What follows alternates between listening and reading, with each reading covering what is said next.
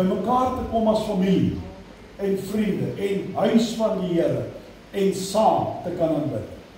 Ons het dit geniet om vanoggend vir jou te lei en jy saam te sing. Die belangrikste is dat God dit geniet het. Die Here sê, die Bybel sê, hy woon onder die lofsange van sy volk. Dis vir hom aanneemlik wanneer ek en jy uit ons hart uit sing. Wat 'n groot voorreg. Boodskap vanoggend. As ons 'n tema wil bysit, dan pas die tema eintlik heeltemal by dit wat nou vooraf gegaan het, en soos Ornay begin gesê het, ons het nie heeltemal so beplan. Maar ek wil met jou praat en ek wil vir jou sê, ons het rede om te juig. Ons het rede om te juig. Ons praat vanoggend daaroor. Ons gaan aan met ons reis deur 1 Petrus. Ek het so 2-3 Sondae terug vir jou gesê, ek het al lankal gevoel om met jou te praat oor die boeke van Petrus, 1 en 2 Petrus, en ons het begin, en ons het gepraat oor hoofstuk 2, dis waar ons begin het, ons het nie by hoofstuk 1 begin, so by hoofstuk 2 begin, vanoggend gaan ons dan nou by hoofstuk 1 begin, 1 Petrus, hoofstuk 1, jy kan jou Bybel oopmaak, jy kan die skrif op die bord saam met my volg, ek wil jou aanmoedig om notas te neem, maar ek wil vir jou vra, dit moet nie net 'n boodskap wees wat jy hier sit en sê, ja, dis wonderlik, jy stap hier uit en, joh, dit was nou 'n lekker boodskap, en by maandag het jy dit al vergeet nie. So ek wil vir jou vra om notas te maak, en saam met my, in hierdie tyd wat ons mee besig is met hierdie boeke, saam te reis, terug te gaan, weer te gaan lees, weer te gaan dink, weer te gaan bid. Gaan saam met my op hierdie reis.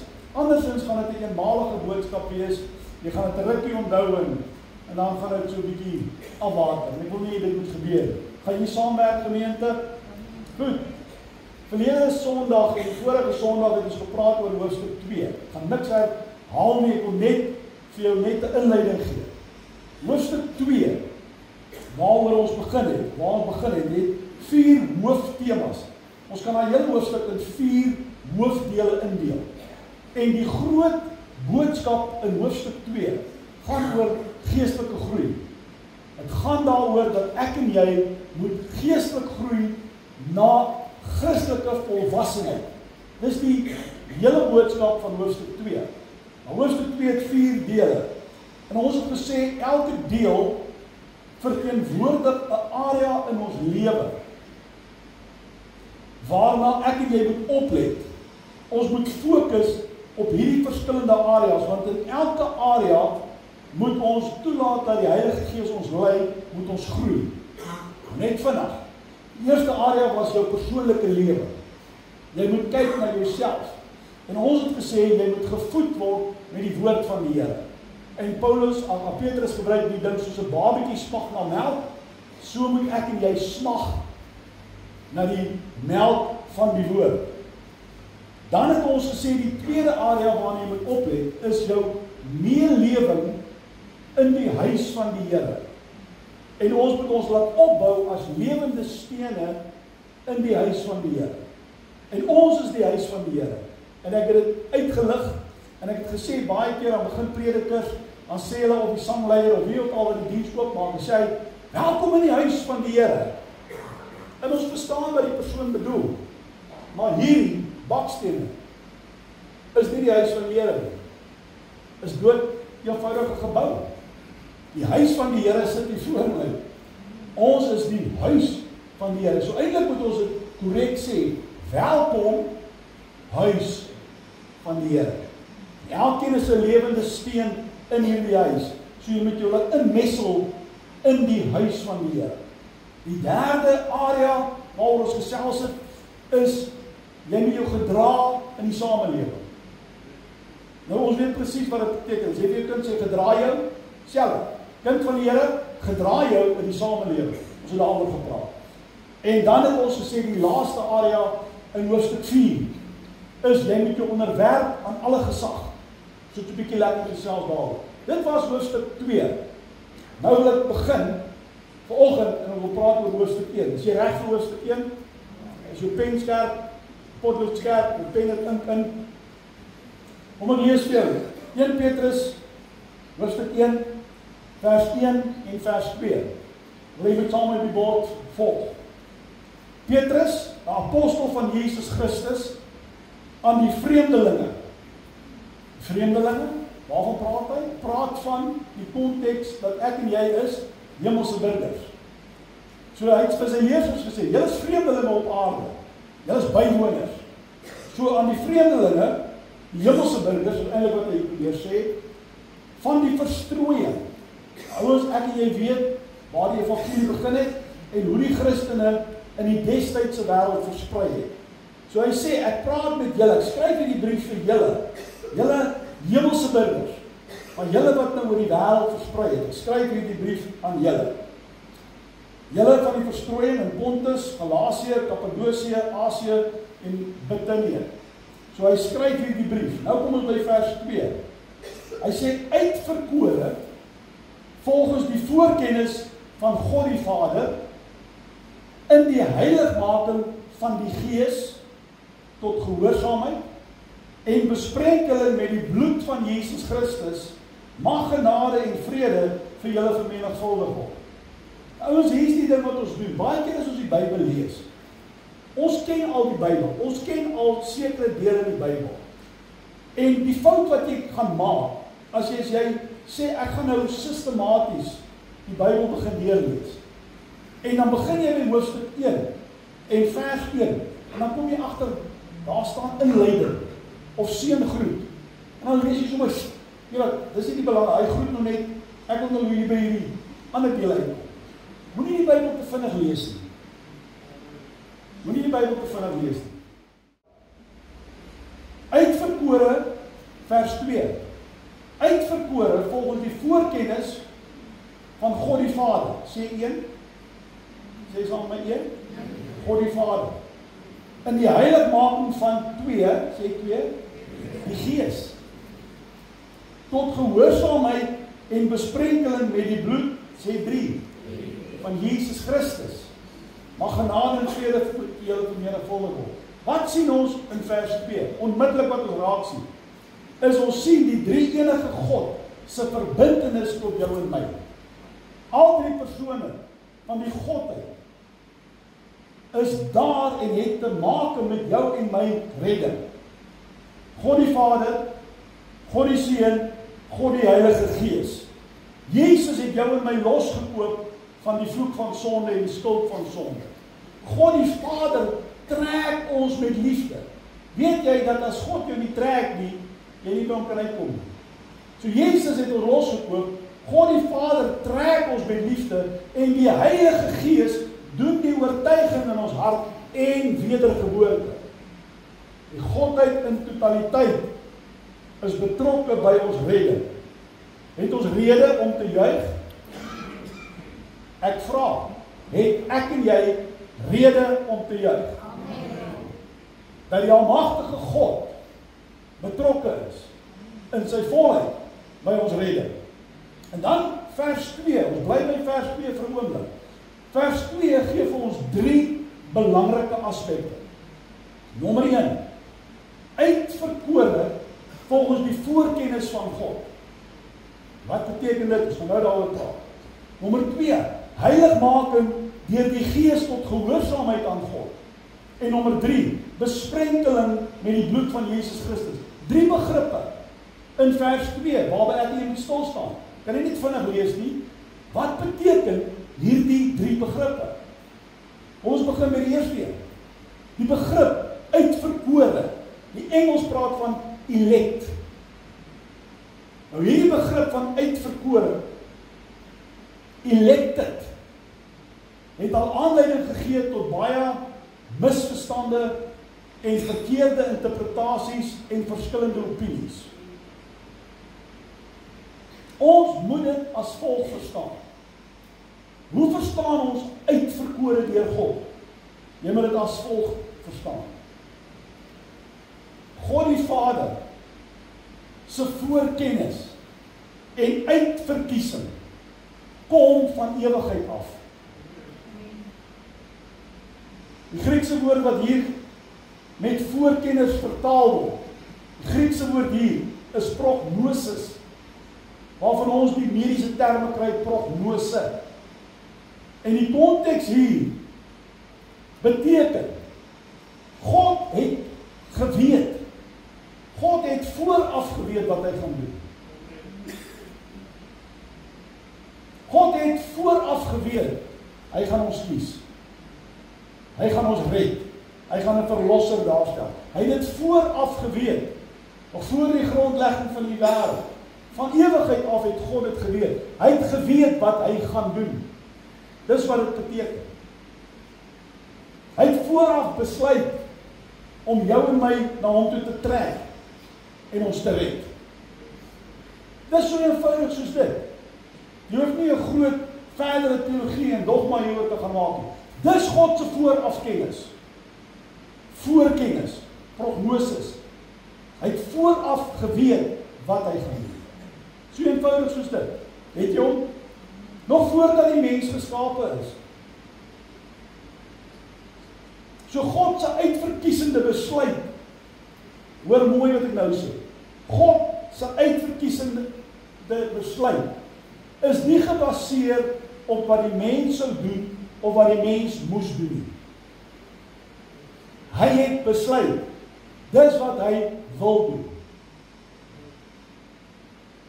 Nog voordat ek hier geskape is, God besluit, ek gaan hierdie mensdom red.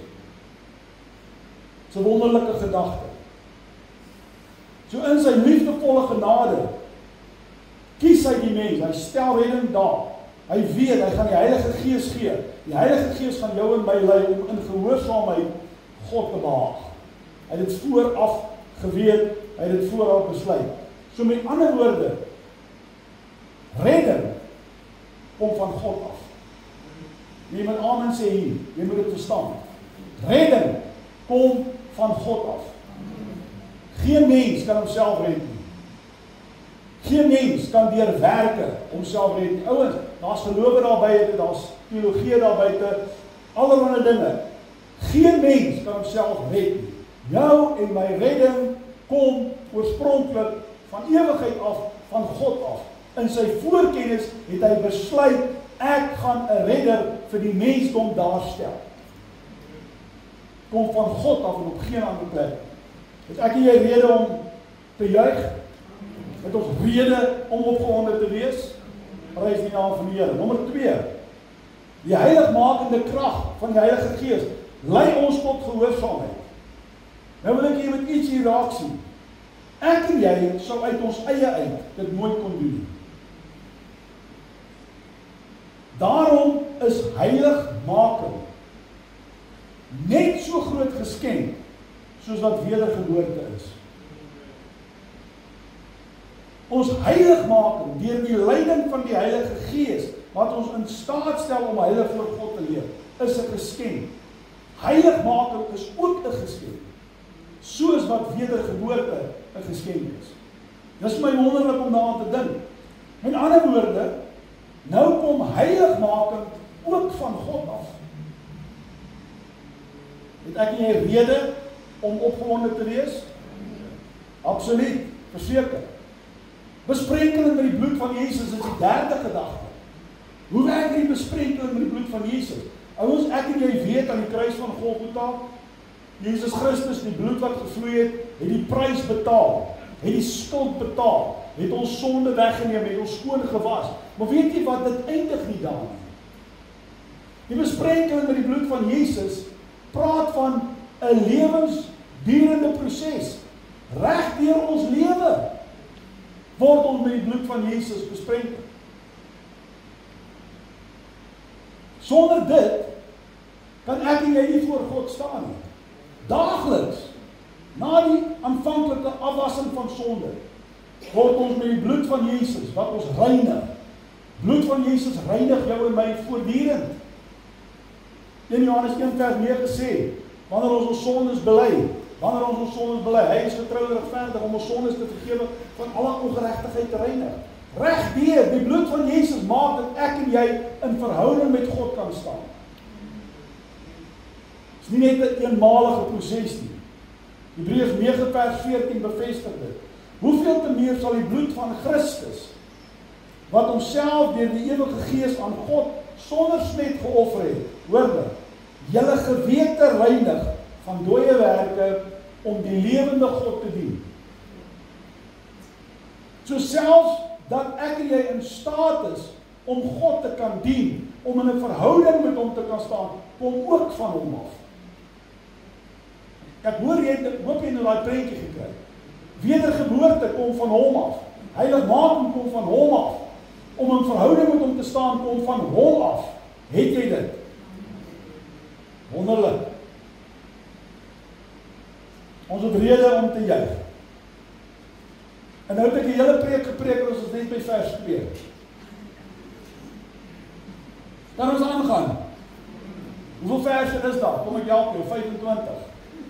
Gaan ons al 25 vanoggend doen? Nee, relax. Ons gaan aan by nommer 3, vers 3. Geseënd is die God en Vader van ons Here Jesus Christus, wat na sy groote barmhartigheid ons die wedergeboorte geskenk het tot 'n lewende hoop deur die opstanding van Jesus Christus uit die dode. Hier is 'n stuk vleis. Jy moet hom sny, jy moet hom kou, jy moet hom deel maak. Kan nie net vinnig oor hom lees nie. Kom ek wys vir jou hoe groot is hierdie vers 3. Alles wat ons nou in vers 2 gelees het, dat dit God se plan was, sy voorkennis om ons uit te kies, om ons heilig te maak, om ons daagliks in 'n verhouding met hom te laat staan. Petrus bars nou hier in vers 3, bars hy uit in 'n lofprysing nadat hy vers 2 geskryf het. Wat ek en jy vanoggend gedoen het in ons aanbidding en ons lofprysing. Ons het gesê, prys die Here oor my siel. Presies wat Petrus hier doen. Vers 3, hy sê, geseënd is die God en Vader van ons Here Jesus Christus. Ere en lof aan die grote naam. Hy hou sommer kerkies. Hoekom? Dit wat hy in vers 2 beleef het, maak hom opgewonde in vers 3, en dis hoe hy vers 3 begin. Hy sê wat na sy groote barmhartigheid. Sy groote barmhartigheid. Hou ons die inisiatief kom van God af. Sy genade, sy liefde. Hy sê wat na sy barmhartigheid vir jou en my die wedergeboorte geskenk het. Die geskenk van wedergeboorte. Ons almal hou van geskenke. En ons soek groot geskenke op aarde. Die grootste geskenk is die geskenk van wedergeboorte. 'n Nuwe begin, 'n nuwe identiteit. Die ou dinge wat verbygegaan het, 'n nuwe hoop, 'n nuwe toekoms vir jou en my. Loof God. En dan verder sê hy, ek en jy wat eers sonder hoop was. Ons het nou nuwe hoop. Waar lê ons hoop? In die opstanding van Jesus Christus uit die dode. Jesus het opgestaan. En dis ons hoop. Die opstanding van Jesus Christus uit die dode is die basis van ons geloof. Want dit sê, ons het hoop, omdat Christus opgestaan het, gaan ek en jy, wat aan hom behoort, eendag ook uit die dood uit opstaan. Glo jy dit nog steeds? Nie oor uitleen verleen praatjies daar buite, wat sê, daar is nie opstanding uit die dode. Hierdie lewe sê al waaroor dit gaan nie. Hoor julle wat ek sê? En kom ek vir die ander ding sê, God se koninkryk in die volheid van die einde van die tyd, wanneer Christus kom, het nog nie gekom nie. Ons is kinders van God, ons is hemelse burgers, ons is ambassadeurs van 'n goddelike koninkryk op aarde, maar die koninkryk is nie nou hier nie. Daar is leerstelling wat sê, ons lewe nou in die koninkryk. Wanneer God kom en wanneer hy sy koninkryk, gaan hy regeer. En hy kan die nasies met 'n ystersekte regeer. Gaan nie gaan soos dit nou gaan nie. Hoor dit. Ken die waarheid, ken die evangelie. Is vers 3 nie wonderlik nie? Is dit nie heerlik nie? Hy het ons die wedergeboorte geskenk. Hy het ons 'n nuwe hoop gegee. Christus het uit die dood uit opgestaan. Dis waarin ons vashou. Ons gaan ook eendag uit die dood uit opstaan. Heerlik, vers 3. Geniet julle vers 3. But wait, there's more. Kan ons vers 4 lees? Kom ons lees vers 4. Vers 4 sê, sodat ons 'n onverganklike en onbesmette en onverwelklike erfenis kan verkry wat in die hemel bewaar is vir ons. Indien jy dit nog nie weet, die kind van God, of indien jy dit al vergeet het, daar wag op jou en my 'n wonderlike erfenis. Ons het 'n erfporsie in die hemel. Staan van jou langs en sê, hey man, ek is belangrik. Jy moet my nie vlak kyk nie. Ouens, op hierdie aarde is daar mense wat stilweg hoop, hulle erf ergens ryk. Miskien het jy ook daai droom gehad van 'n tannie of 'n agterkoom klein se kind, iemand van Amerika wat ergens van Israel, of iemand wat jy nie van weet nie, wat skielik weet jy nie van die tannie wat so baie ryk is in die Oseese land nie, en hier is jy die ontvanger van 'n paar miljoen rand. Droom jy sulke drome, maar nie nou aan te steek of in jou man of vrou steek nie. Maar almal het maar hierdie ding van, my skipie inkom, ergens gaan ek ryk erf. Weet jy wat is die ergste? Weet wat seer is nie die ergste? Familie wat beklei oor erfenis. Ja, ouens, ek het al stories gehoor. My liewe magtig man, dis aardse goed. Hoe lank gaan dit jou hou? Dis verbygaande. Maar ons sal moer vir aardse erfporsie. Kan ek en jy as kind van God opstaan en juig en sê, ek het 'n erfporsie in die hemel, onverganklik, onbesmette erfporsie, wat die Here vir my in bewaring hou. Nou moet jy vir jou langs sê, ek is eintlik baie ryk. Party glo dit, party glo dit nie. Het ek en jy rede om te juig? Absoluut! Kom ons som gou op. Geskenk van wedergeboorte. Geskenk van heiligmaking. Ons hoop op die ewige lewe, dat ons gaan opstaan. En nog 'n erfporsie in die hemel. 4 redes in 3 verse vir jou en my. 4 verse om oor opgewonde te raak. Begin dan nou iets in jou hart gebeur, of moet ek aangaan? Vers 5. Vers 5 bring ons geloof en die krag van God verbind dit aan mekaar. Hoor mooi wat ek sê. Jou en my volgetroue geloof of volhardende geloof met die krag van God bring vers 5 hierdie 2 komponente bymekaar. Vers 5 sê, wat in die krag van God, dis sy aandeel, bewaar word deur die geloof, dis waar ek en jy inkom. Ons glo in hom, tot die saligheid wat gereed is om geopenbaar te word in die laaste tyd. God is in staat om hierdie erfporsie in plek van bewaring vir jou en my te hou. Jou en my geloof in God en volhard tot die einde toe saam gaan maak dat ons erfporsie in besit neem. Dis wat vers 5 sê. Nou kom ons by vers 6 en 9. Ons gaan net op by 12 gaan as jy gewonder het. As Ons is nou by vers 6 tot 9. Ouens nou, vers 6 tot 9, klink nou aanvanklik nie so opgewonde, of so opwindend, soos vers 3 en 4. Want vers 5 tot 9, bring 'n woord in waarvan ek en jy nie hou nie. En die woord wat in hierdie gedeelte voorkom is beproewing. Beproewing. Vers 3 en vers 4 maak ons opgewonde. Vers 6 tot 9 klink so 'n bietjie anders. Ons lees vers 6. Vers 6 sê, daarin verheug julle heel. Hy praat nou in vers 5, 4 en 5 van die erfporsie. So in dit verheug ons. Met ander woorde, ons is bly, ons is opgewonde. Dis heerlik om die Here te dien. Daai stukkie kry ons, en ons hou van daai stukkie. Waar gaan hy aan? In vers 6 gaan hy aan.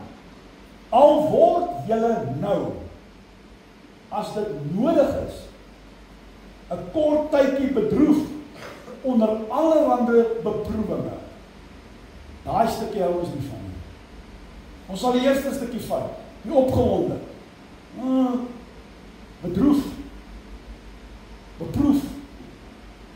Klink nie lekker nie. Voordat jy moet in jou skoene sak. Kom ek lees vir vers 7. Vers 7 is 'n sleutel wat iets vir jou en my oopsluit. Jy moet dit verstaan. Jy moet dit verstaan. 1 Petrus 1 vers 7.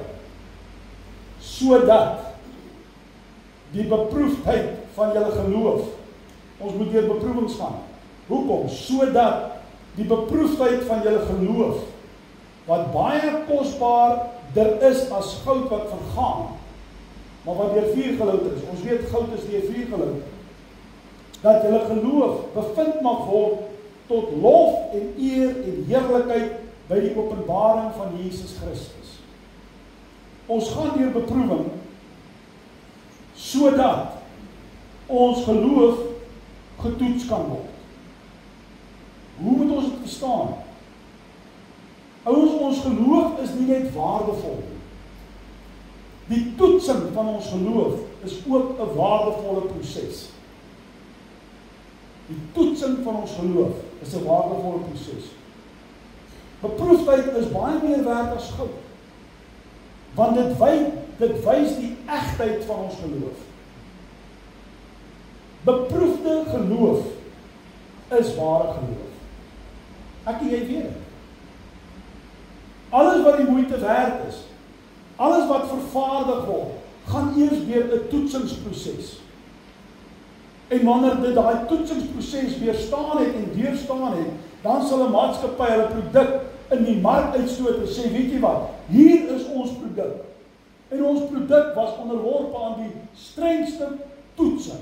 En ons produk is so goed, dat dit die toetsing deurstaan het. Ons gee met trots vir julle 'n produk. Selfs met jou en my geloof. Ons geloof moet beproef word, om te wys dat dit eg is. Maak dit vir jou sin? Hoe maklik is dit om in God te glo wanneer dit goed gaan? Easy. As dit met ons goed gaan, dit gaan met jou voor die wind. Ouens, alles werk net en alles klop net. Dis maklik om dan, Here, jy is so groot, jy is so goed. Dis maklik. Maar in moeilike tye, waar is ons lof? Waar is ons aanbidding? Waar is ons geloof? Wat ons moet deurdra. Dis die doel met beproewing. Maak dit sin? Beproefde geloof is ware geloof. Ons hoop op Christus. Ons het 'n erfenis. Ons het 'n wonderlike skat wat God vir ons wegberg. Dit motiveer ons. Hoe meer die beproewing, hoe groter die beloning. Hoe meer waardeer jy die beloning, hoe groter word die hoop. Dit hou jou en my. En dan nog 'n bron wat jou en my staande hou in hierdie lewe wanneer ons deur moeilike tye gaan. Nog 'n bron is ons liefde vir God. Is ek reg? En hier is die wonder, vers 8 sê, hy praat van ons liefde vir God. Maar nou kom vers 8, hy sê, vir wie julle, al het julle hom nie gesien nie, tog lief het. En enige van ons wat hier sit, God al gesien. Nee, en tog het ons hom lief. In wie julle, al sien julle hom nou nie, tog glo, en julle verbly met 'n onuitspreeklike en heerlike blydskap. Vers 8, ouens, is presies wat jou en my geloof is. Dit wat ons nie sien, ons glo in God. Ons het hom lief, al het ons hom nog nooit gesien nie. Ons hele geloofslewe, alles is gebaseer op geloof. Die wêreld wil sien. Sien is glo. God se koninkryk werk anders. Dit werk anders. Ons wandel nie deur aanskouing nie, maar deur geloof. Alles omtrent ons geloofslewe is gebaseer op geloof. Dink gou saam met my oor die volgende en dan sluit ek af. Ek het gaan dink hieroor, hierdie geloof ding. Kom werk God se koninkryk op geloof. En nie op wat ek kan sien nie. En nie op wat ek kan uitredeneer nie. Kom werk God se koninkryk op geloof. Ek gaan dink daaroor. Om te glo sonder om te sien, plaas die fokus op God. Hoor mooi, en nou vir jou sin maak. Om te glo sonder om te sien, plaas die fokus op God. Sy voorafplan, sy genade, sy liefde. Indien ek en jy, hoor nou mooi, indien ek en jy ons intellek, met ons intellek en met ons sintuie, God kon uitredeneer, God kon verstaan, God kon ervaar met ons sintuie, met ons intellek. As ons dit sou kon doen, dan was ons besluit, want nou het ons inligting gekry, en nou het ons hierdie inligting verwerk, en ons het dit nou uitgeredeneer, en ons het besluit, ok, hierdie redding ding klink vir my na 'n goeie idee. As ons God kon uitredeneer, ouens, was ons redding ons eie goeie besluit. En dan val die fokus op ons. En van die begin af het ons mekaar gesê, wedergeboorte, heiligmaking, die hoop op Christus, die ewige lewe, die erfenis, kom van God af. Daarom kan ek en jy ook nie uitredeneer nie. Ons kan nie die feite skommel en 'n wiskundige berekening maak, en dan in ons wysheid besluit ons, redding is 'n goeie gedagte. Dit het oorspronklik by God begin. En ek en jy moet net glo. Dit is partykeer so groot, dat jy dit letterlik nie met jou verstand kan uitredeneer. En dis goed so. Want as jy in beheer was, dan het die fokus op jou geval.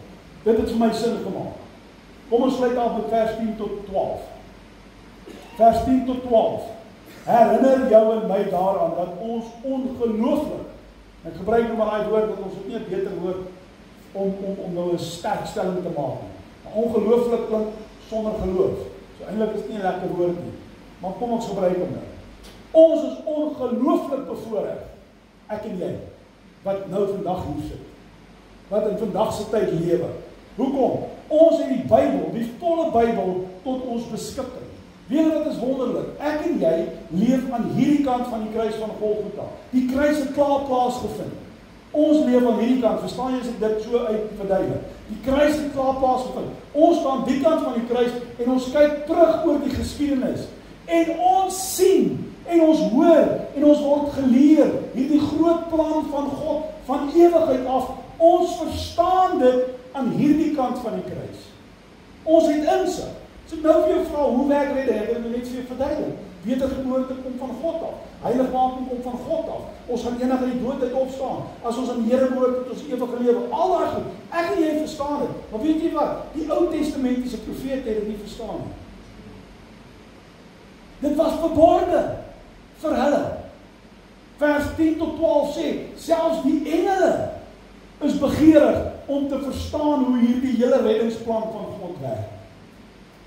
Is ek en jy nie bevoorreg om in hierdie tydstip van die lewe, van die geskiedenis op aarde te leef, waar ons kan terugkyk en ons genoeg kennis het, wat nou nog vir ons voorlê, die erfporsie, dis verrassings. Maar ons is nie soos die Ou Testamentiese profete, wat geprofeteer het hieroor, en nagevors het en bespeur het, maar ek kon nie die hele ding verstaan nie. En Paulus wat in die Nuwe Testament kom, hy sê, ek deel julle nou 'n verborgenheid mee, ek breek dit nou oop, dat julle dit kan verstaan. Ek dank die Here ons leef in hierdie tyd. So lekker gewees om partykeer in die Bybelse tyd te leef, want dan sou jy nou al die groot wonderwerke en al die dinge eerstehands kon beleef. Ja, maar jy kan ook die oorloop beleef. Ek dink ons is geseënd om nou te leef, om nou terug te kyk. En dis wat hierdie vers 10 tot 12 sê. Wat 'n voorreg. Ouens, die wonder van die evangelie van Jesus Christus. 1 Petrus, hoofstuk 1, vers 1 tot vers 12. Soveel rede het ek en jy om God te loof. Stem jy? Nou kom, doen dit saam met my. Kom saam, Piet, kom speel vir ons. Kom ons loof die Here vir 'n oomblik. Kom ons doen wat Petrus in vers 3 doen, waar hy sê, geseënd is die God en Vader. Here, ek loof U vir U genade. Kom ek en jy doen dit vanoggend. Kom ons met die gedagte. Baie keer dan sê mense, ek kan nie bid nie.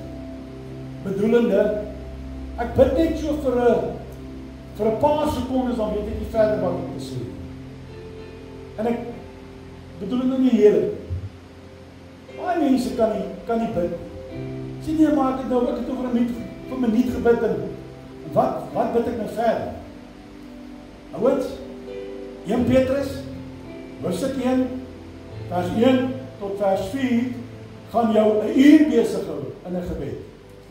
Here, dankie dat van ewigheid af U besluit het om redding daar te gee vir die mensdom. Dankie dat U dit vooraf al besluit het, nog voordat ek ooit bestaan het. Dankie dat dit U idee was en nie my idee. Dankie dat dit van U afkom. Dankie vir U barmhartigheid, U genade, wedergeboorte. Dankie Here vir hierdie geskenk wat ek ontvang. En jy loof die Here, jy loof Jesus vir wat hy vir jou gedoen het. Dankie vir heiligmaking, dat die Heilige Gees in my woon en my kan lei om God gehoorsaam te wees. Dankie Here dat wanneer ek sterf, hier eendag, is dit nie verby nie. Dis net die begin, want ek gaan opstaan wanneer hy kom. Gaan ek opstaan uit die dode. Dankie vir die ewige erfporsie. Kry jy 'n idee? Jy kan 'n uur lank bid, net oor daai paar verse. Bybel is jou grondstof vir jou gebed. As jy sukkel met gebed, ek gooi dit net teen. Vat die Bybel, lees 'n stuk en bid daai stuk. Amen.